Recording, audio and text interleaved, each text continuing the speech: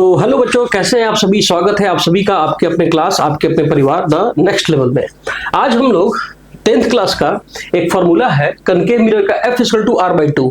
वैसे तो derivation exam में पूछे नहीं जाते हैं, लेकिन हम लोग हर एक डेरिवेशन को बिल्कुल ही आसान तरीके से सीखेंगे।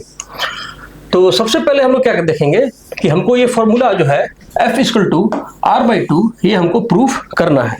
तो इसको कैसे प्रूफ करेंगे, बिल्कुल ही आसान तरीके से।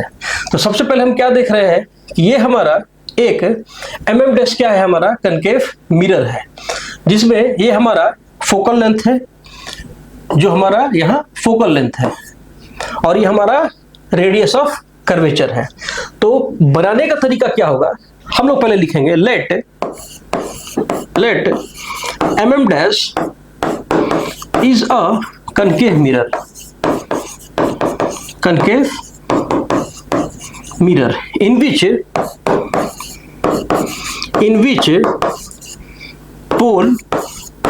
in which pole P, focus F and center of curvature C and center of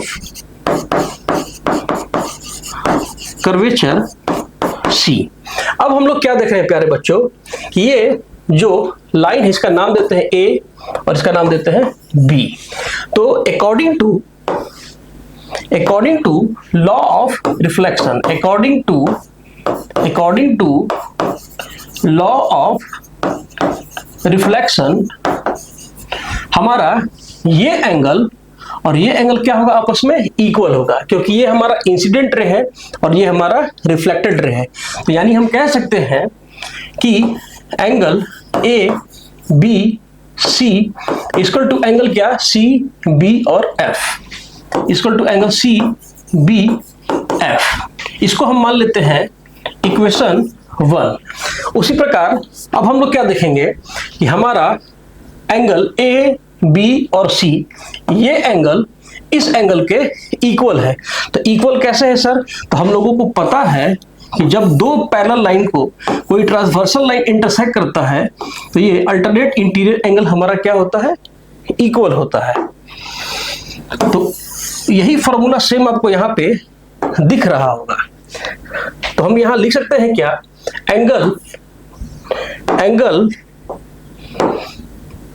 angle A B C equal to angle B C F, equal to angle B C F. ये हो गया हमारा equation 2।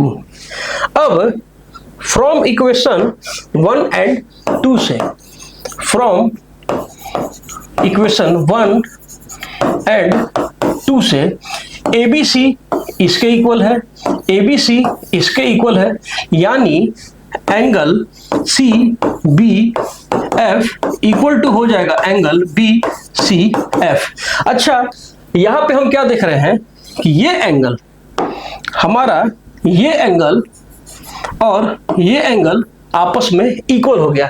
तो आप लोगों को isosceles triangle का property पता होगा कि अगर किसी भी ट्रायंगल में अगर ये दोनों एंगल इक्वल हो जाता है तो उसके आमने सामने का जो साइड है वो क्या होता है, आपस में इक्वल हो जाता है।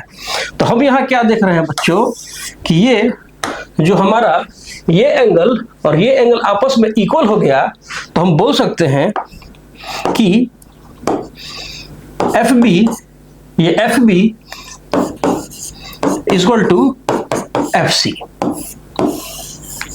अब हमको एक बात पता है कि अगर हमारा मिरर छोटा हो जाए, अगर हमारा मिरर छोटा हो जाए तो ये एफ बी का लेंथ, ये एफ बी का लेंथ और एफ पी का लेंथ ये क्या होगा, कम होगा। अगर हमारा मिरर और छोटा हो जाए तो ये एफ बी एफ पी के लगभग इक्वल हो जाएगा। अगर मिरर को और हम छोटा करेंगे तो हम क्या देखेंगे, ये जो हमारा एफ बी है, ये जो हमारा एफ बी है, ये एफ पी के इक्वल हो जाएगा। इक्वल कब होगा, जब हमारा मिरर बहुत ही ज्यादा छोटा होगा। तो ये हमारा एफ बी का लंबाई एफ पी के लंबाई के इक्वल हो जाएगा। तो यहां पर हम एक प्यारा सा स्टेटमेंट क्या लिखेंगे कि